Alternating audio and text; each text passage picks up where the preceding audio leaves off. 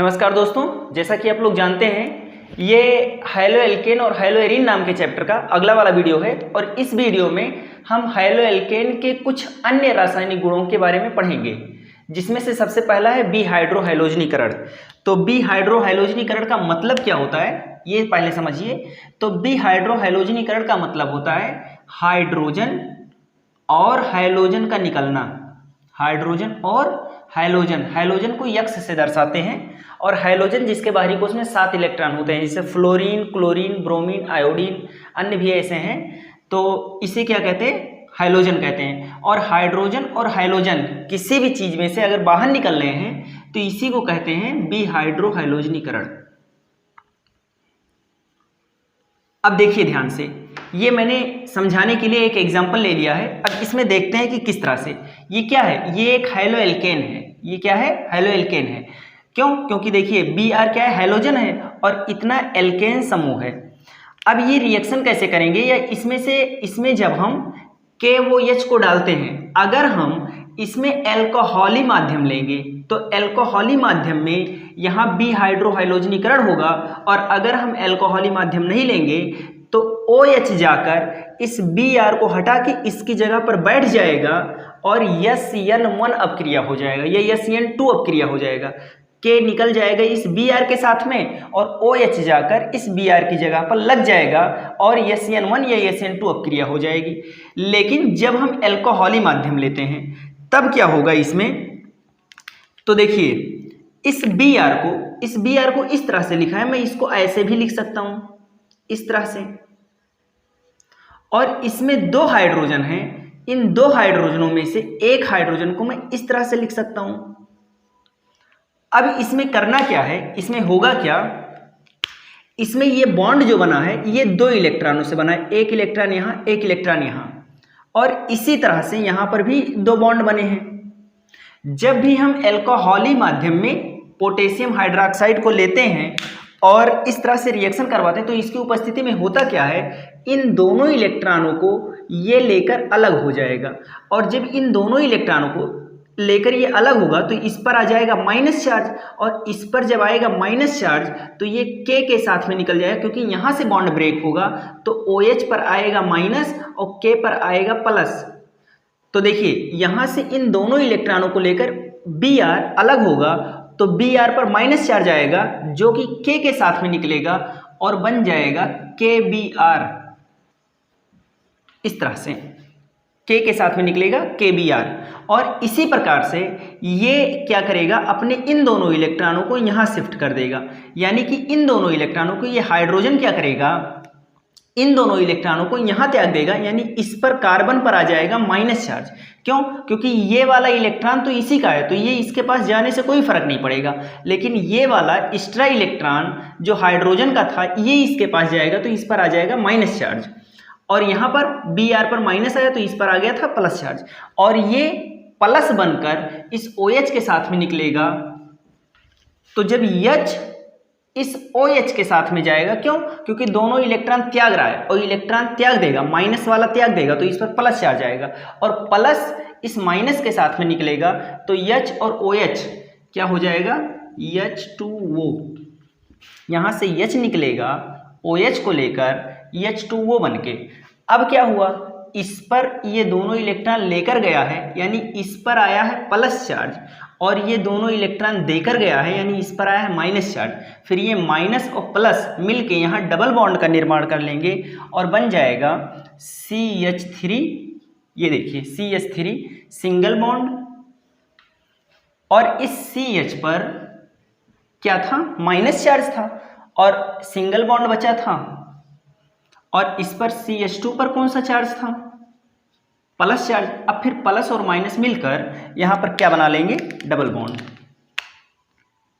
इस तरह से, यानी कि एक एल्कीन का निर्माण हुआ। इसमें देखिए आप लोग, देखिए अगर कोई हैलो एल्केन है और उस हैलो एल्केन में जो हैलोजन है वो हैलोजन एकदम किनारे वाले कार्बन से जुड़ा है, जैसे देखिए इसमें CH3 CH3 इस तरह से, मतलब 3 कार्बन का ये श्रृंखला था और सबसे आखिरी कार्बन से Br लगा था।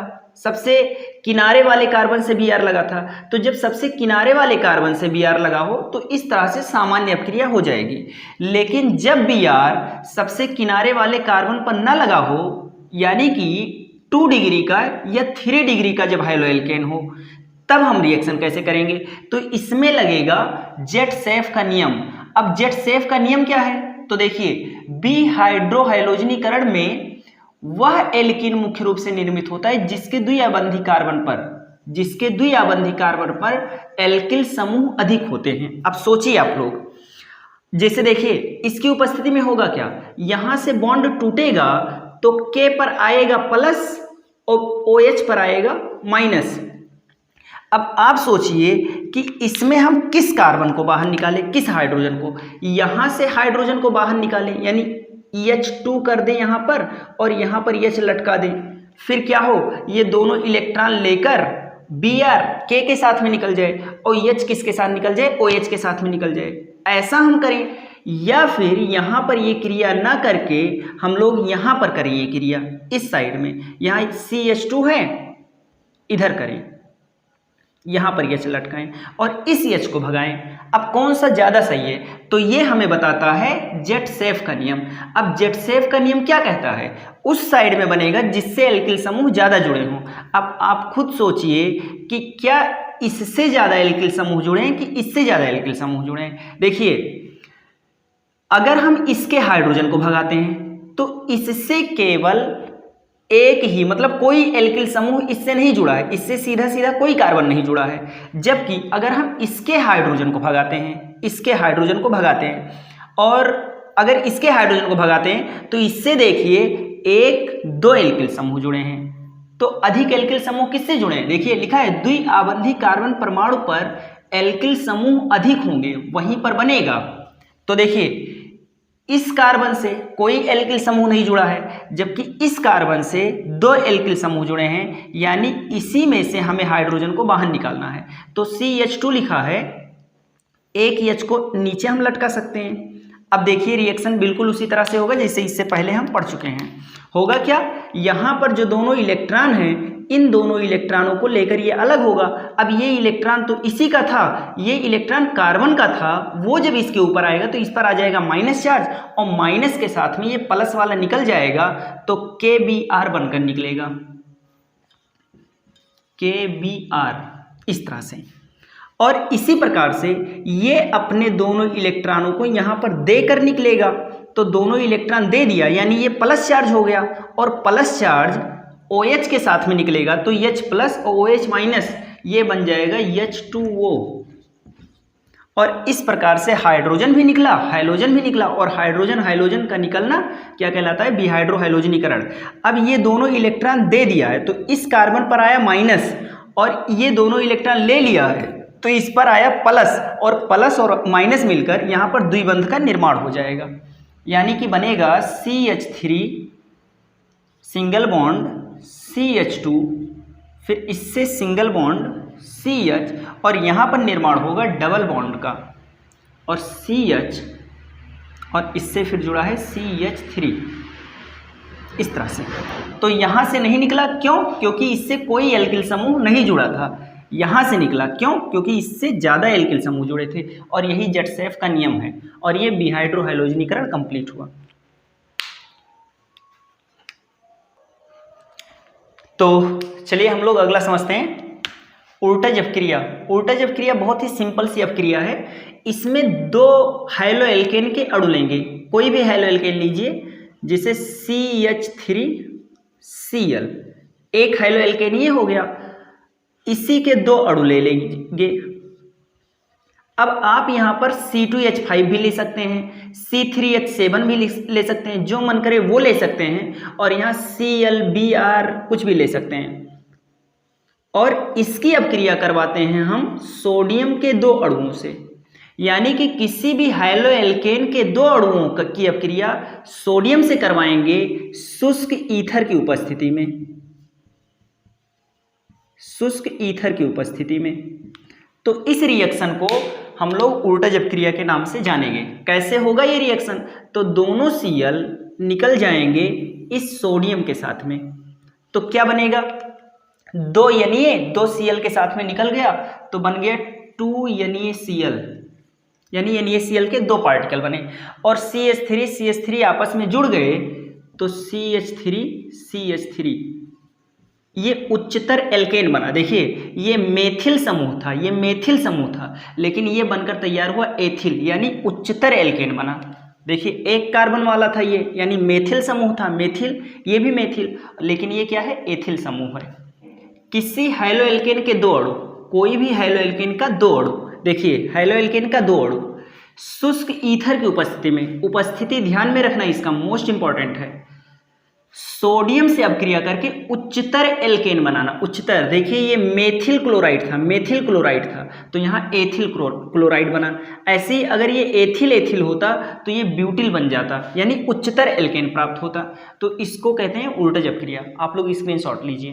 फ्रैंकलैंड अपक्रिया, चलिए हम लोग फ्रैंकलैंड अपक्रिया समझते हैं।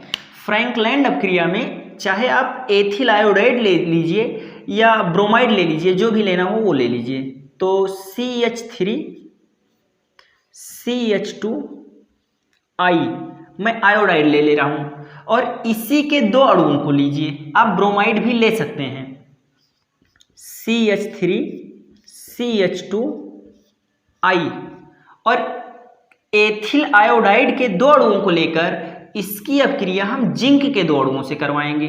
अब जिंक के 2 अणुओं से करवा दीजिए। देखिए अब जिंक के 2 अणुओं को भी मैं ऐसे लिख ले रहा हूं, ऐसे जिंक के 2 अणुओं से करवाएंगे तो ये रिएक्शन कैसे होगा, और बिना किसी उपस्थिति के होगा। केवल एक नली में लेकर इसको और गर्म कर देते हैं, रिएक्शन हो जाता है। अब होगा क्या, यहां से जो आई है, ये दोनों आई के अणु जिंक के एक अणु के साथ में निकल जाएंगे और बन जाएगा ZnI2। क्या बन जाएगा, ये बन जाएगा ZnI2। अगर Br होता तो ZnBr2 बन जाता, इस तरह से। और ये दोनों के दोनों पार्टिकल इस Zn से जाकर जुड़ जाएंगे, यानी इस तरह से CH3 CH2 ये है इस तरह से, और CH3 CH2 इस तरह से है। अब ये दोनों के दोनों इस जिंक से ऐसे जुड़ जाएंगे इस तरह से, और इसको इकट्ठा करके लिखा जाता है तो ऐसे लिखते हैं CH3 CH2 का होल ट्वाइस Zn। ये चीज बिल्कुल वही लिखा है जो ऊपर संरचना में लिखा है, तो चाहे ऐसे लिख लीजिए और चाहे ऐसे लिख लीजिए, और ये फ्रैंकलैंड अपक्रिया हो गई। आप लोग स्क्रीनशॉट लीजिए। ग्रिग्नार्ड अभिकर्मक मोस्ट इंपॉर्टेंट इसलिए क्योंकि ग्रिग्नार्ड अभिकर्मक बनने के बाद हमें इसके द्वारा बहुत सारी चीजें प्राप्त होंगी, और जितने भी आप लोग चैप्टर पढ़ेंगे उन सारे चैप्टर में ग्रिग्नार्ड अभिकर्मक जरूर आएगा। तो ग्रिग्नार्ड अभिकर्मक एक बहुत ही इंपॉर्टेंट अभिकर्मक है, और हम लोग यहाँ पर इसको बनाना सीखेंगे कि ग्रिग्नार्ड अभिकर्मक कैसे बनता है।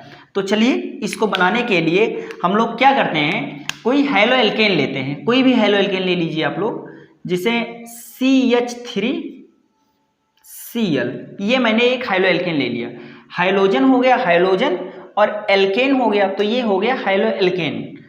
और इसकी अपक्रिया, कोई भी हैलोएल्केन लेकर उसकी अपक्रिया मैग्नीशियम से करवाएंगे। किसकी उपस्थिति में, तो शुष्क ईथर की उपस्थिति में। उपस्थिति ध्यान रखना है, शुष्क ईथर की उपस्थिति में करवाते हैं।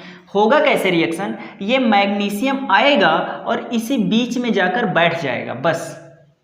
तो क्या बनेगा, CH3 और मैग्नीशियम आकर इसी बीच में शिफ्ट हो जाएगा Mg, और Cl तो इधर है ही, और ये जो बनकर तैयार हुआ है इसी को हम लोग ग्रिग्नार्ड अभिकर्मक कहते हैं।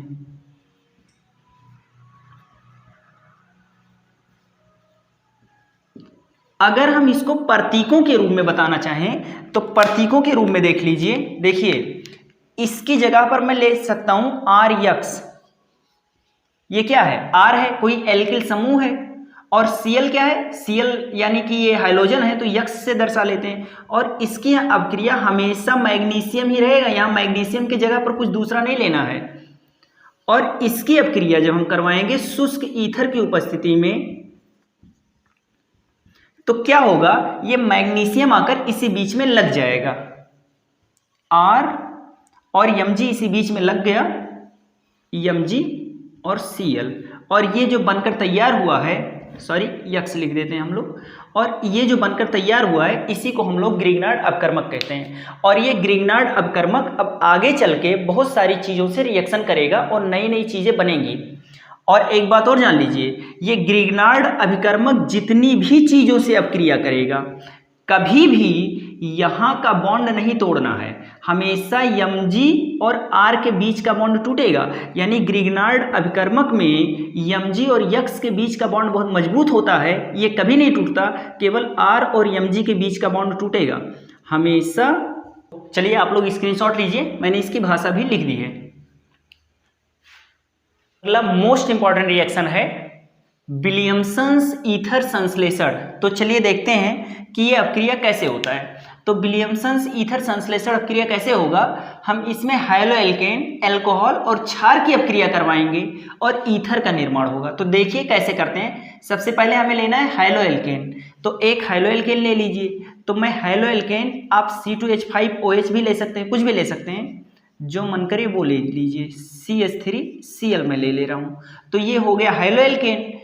इसमें हमें लेना है किसी अल्कोहल को, तो कोई अल्कोहल ले लीजिए। तो ले लीजिए CH3OH, OH समूह जिसमें लगा रहे वो अल्कोहल होता है। और कोई क्षार लेते हैं, तो क्षार की जगह पर हम NaOH ले सकते हैं। अब ये तीनों आपस में रिएक्शन करके क्या बनाएंगे या कैसे रिएक्शन करेंगे, तो देखिए।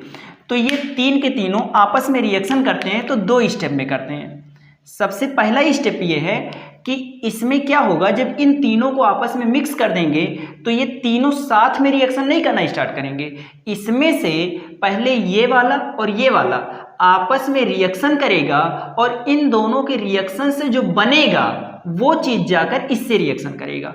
देखिए कैसे करेंगे। सबसे पहले स्टेप में क्या होगा, ये दोनों आपस में रिएक्शन करेंगे। देखिए कैसे, CH3OH आपस में अपक्रिया कर लेगा किससे, NaOH से। और फिर होगा क्या, इसका H इसके OH के साथ में निकल जाएगा इस तरह से। और क्या होगा, देखिए यहां से H और यहां से OH निकला तो बना H2O, H2O बन गया। और फिर क्या होगा, CH3 ऐसे ही है, इससे वो जुड़ा है और ये सोडियम आकर इससे जुड़ जाएगा, ये बना, यानी सोडियम मेथॉक्साइड बनाइए। और ये सोडियम मेथॉक्साइड देखिए, शुरुआत में जब इन तीनों को मिक्स करेंगे तो इससे ये वाला रिएक्शन करेगा, अभी ये कुछ नहीं करेगा, इससे ये वाला रिएक्शन करेगा और इन दोनों के रिएक्शन से देखिए क्या बना। और जब इन दोनों के रिएक्शन से उत्पाद बनेगा तो ये इन दोनों के रिएक्शन से जो उत्पाद बनेगा वो उत्पाद जाकर इससे रिएक्शन करेगा और फिर मेन उत्पाद बनाएगा। यानी इन दोनों के रिएक्शन से ये बना।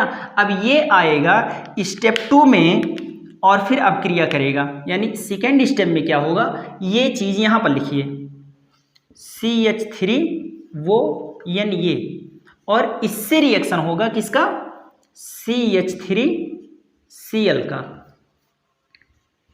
इस तरह से। अब रिएक्शन कैसे होगा, तो बहुत आसान सा रिएक्शन है। यहां से सोडियम यहां से Cl के साथ में निकल जाएगा। अब Na के साथ में Cl निकल गया तो क्या बना, NaCl बना, प्लस यहां पर देखिए CH3 से एक ऑक्सीजन जुड़ा है और इससे क्या हुआ, एक CH3 और जुड़ गया। अब आप यहां पर C2H5 लिए होते तो C2H5 डाई एथिल ईथर मिल जाता और यहां पर डाई मेथिल ईथर बन गया है। ईथर किसे कहते हैं, बीच में ऑक्सीजन और दोनों तरफ एल्किल समूह, तो इसको ईथर कहते हैं। अब देखिए क्या क्या बना, हमें निर्माण में क्या प्राप्त हुआ, तो देखिए ध्यान से, हमें क्या प्राप्त हुआ, एक तो ये प्राप्त हुआ है CH3 वो CH3 ये प्राप्त हुआ है, फिर NaCl प्राप्त हुआ है और फिर H2O प्राप्त हुआ है। ये प्राप्त हुआ था लेकिन ये तो चला गया आगे रिएक्शन करने ना, इसलिए इसको हम लोग यहाँ पर उत्पाद में नहीं लिखेंगे। क्यों, क्योंकि ये बना था, सही बात है, लेकिन ये आगे चला गया रिएक्शन करने और इसमें बदल गया, तो हमें उत्पाद में ये वाला मिला, ये वाला मिला और ये वाला मिला। ये बना था लेकिन ये आगे रिएक्शन करने चला गया था।